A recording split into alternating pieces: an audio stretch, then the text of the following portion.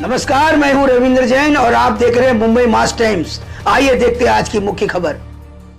आमच्या शेतकऱ्यांकरता देखील माननीय शिवराजजींना आम्ही विनंती केली। विशेषतः आमचा कांद्याचा शेतकरी प्रचंड अडचणीत आहे।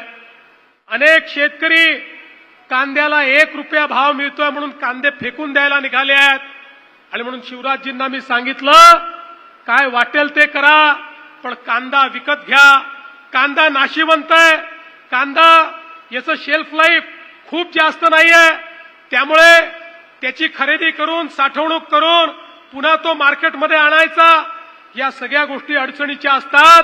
पण तरी देखील आपल्या विनंतीला मान देऊन आजपासनं महाराष्ट्रामध्ये शिवराज सिंग चौहान साहेबांच्या नेतृत्वात, माननीय मोदीजींच्या नेतृत्वात 12 रुपये 35 पैशाने कांद्याची खरेदी सुरू होते।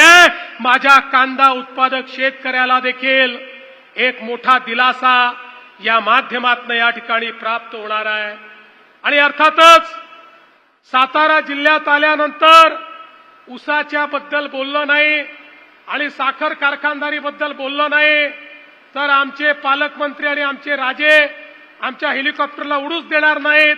त्याच्यामुळे मी या ठिकाणी त्यांनाही आश्वस्त करतो, माननीय शिवराजजींच्या सोबत येत्या आठवड्यात दिल्लीमध्ये माननीय HM साहेबांची वेळ घेऊन आपल्या साखर कारखानदारीच्या संदर्भातली बैठक आपण लावणार आहोत।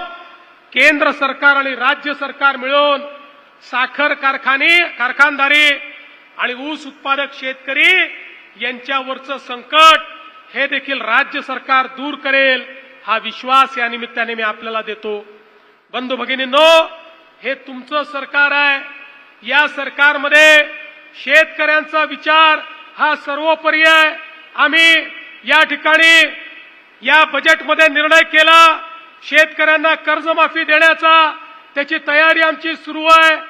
30 जून पूर्वी आमच्या शेतकऱ्यांना कर्जमाफी आम्ही देणार आहोत आणि त्यासोबत ज्या शेतकऱ्यांनी प्रामाणिकपणे कर्ज भरलं त्यांना प्रोत्साहनपर राशी देखील आमच्या सरकारच्या माध्यमातून देणार आहोत।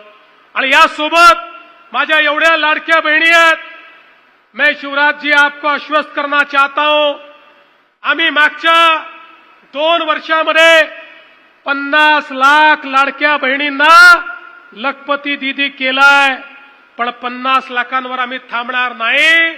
माझ्या 1 कोटी बहिणी लखपती दीदी होतील आणि त्या खऱ्या अर्थानं आमच्या अर्थव्यवस्थेचं संचालन करतील।